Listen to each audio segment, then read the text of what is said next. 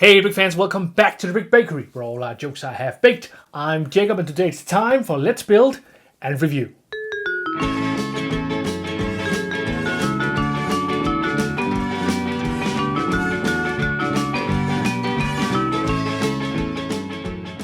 In May of 1990, the Hubble Space Telescope sent its first picture from space. I didn't know anything about that at that point. What I did know is I got this, the 6530 Sports Coupe from my dad. It's a set that consists of 35 parts and one minifig.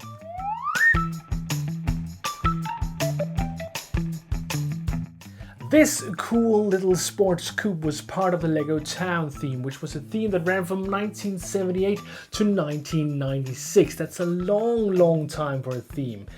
That theme saw some changes at the end of the 90s, and instead of focusing narrowly on things that was in a town, it started focusing more widely on things you could find on present-day Earth, and it started including sub-themes such as Launch Command and Divers. But without further ado, let's have a look at this great little sports coupe. And here we got the manual for this build. This one is very simple, not much inside beside the instructions here on both sides. But what is interesting about this manual right here is the front. Of course, the background, middle ground and foreground is very interesting in and of itself. I like these silhouettes here in the back, but what is really cool and something I don't know if it's actually on purpose is this right here. You can see the reflection of the guy in the car's window. That is pretty cool, I think, and I'm not sure I've seen that too many times before, if ever. It is pretty cool, and I'm wondering if this is on purpose, and I'm also wondering if it's an after effect. I think this is done in camera. I think this is real, but it might be an after effect. I don't know. If any of you know something about photography, please let me know in the comments below what you think, if this is an after effect of some sort or if this is done in camera. But other than that, this is just a great little manual. Gotta love the yellow car here. So let's get on with the build. If we take a look at Wikipedia, we'll find that the town theme was released in 1978 together with the new minifigures that year. So this is one of the oldest, if not the first theme. Now, there had been stuff released that were town related, but as far as I can gather, this was the first time they were released in a theme. These small 1x1 transparent tiles are great. I really like how these sort of finish off your builds by adding a wonderful little surface instead of a stud up here. As far as I remember, this might be one of the first times I've seen something like that back in the 90s, which is pretty cool, I think. It looks great with these two right here.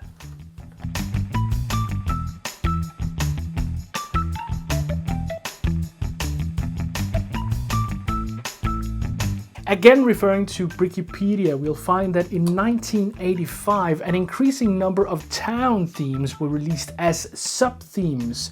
And now that shows the sort of increased diversification that LEGO was doing at that point in time, I think.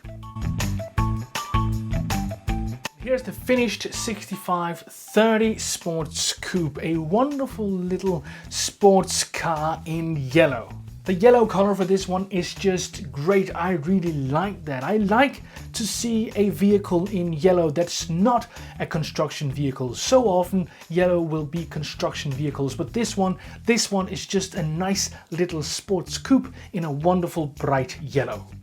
I think this one is an example of LEGO trying to expand their understanding of the different vehicles. There's no traditional doors in this design. There's this canopy right here that can open and then allow access for the driver, and then of course close again and he can drive away. But as far as I remember, that is a departure for LEGO in this period, not including those small classic doors that we see all the time in different vehicles. Is a step in a new direction for LEGO at this point, I think. If we take a look at this car from the side, we see that it has a pretty funny profile. I like this very long edge right here that suddenly stops and drops here on the back. That's pretty neat. And those small wheels really gives it a very, very interesting sort of almost go-kartish look. But yeah, I like it. And turning to the back, we can see these wonderful tiles here, transparent tiles for lights in the back. I really like how this works, and I think these really finishes off the back in a wonderful way. Today, I would probably sort of expect there to be some kind of modifier brick here on the back, but there isn't, and yeah, this just speaks volumes about the age of this little set.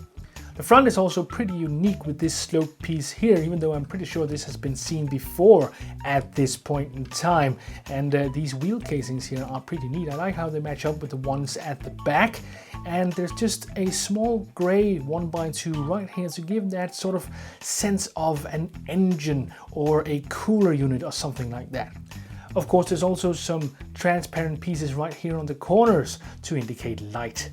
And then of course there is the main feature of this build, the opening canopy that I've already illustrated, which goes all the way up and makes room for the driver inside. And speaking of the inside, the interior is very, very basic indeed.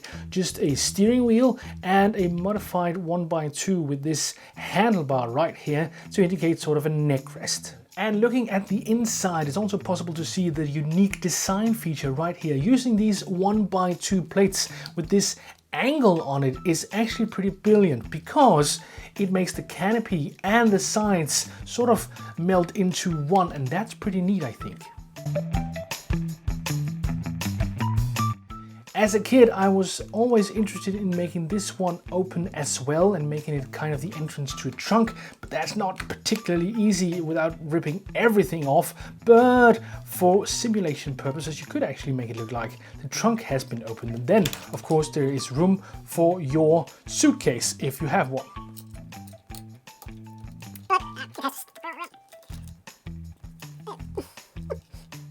Like this. 10 minutes later.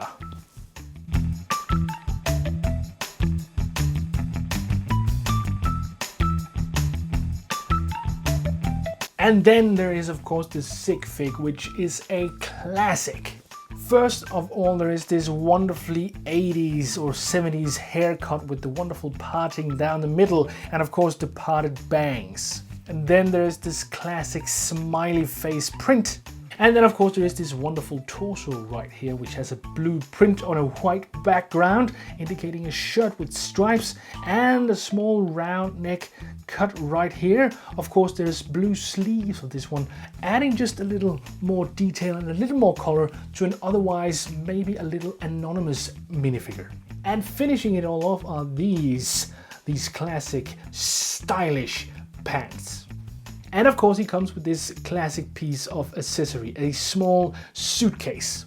And this classic piece of accessory can actually open up and can contain small studs, or if you have some kind of minifig tool or something, it might be able to have some of it. Not the regular tools though, maybe a cell phone or something like that.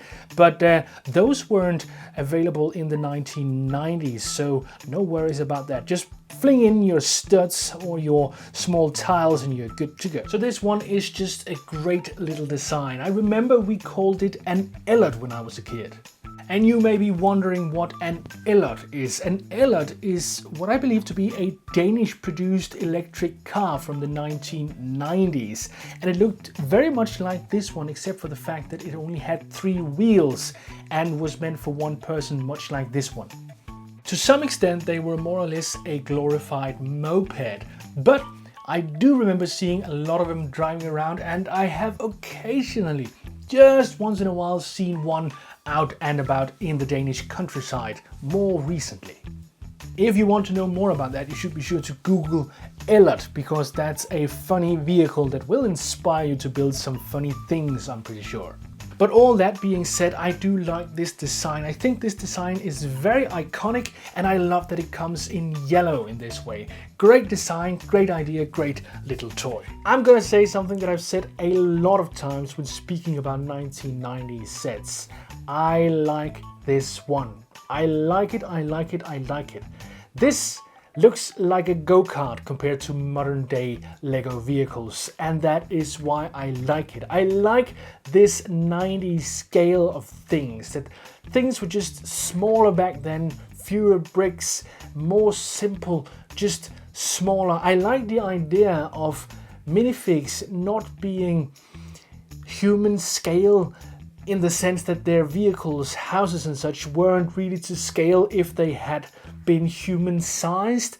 Everything was too small, and I really like that. I like that sort of mini world, that sort of everything is small and even smaller than in the real world. It's a great sense of escapism, I think. I think this is a great way to sort of get away from it all and sort of just delve into a world of minifigures. So that is just wonderful. I like this little car. But that's all for me today. I hope you'll comment, like, and subscribe, and I hope I'll see you guys next Monday.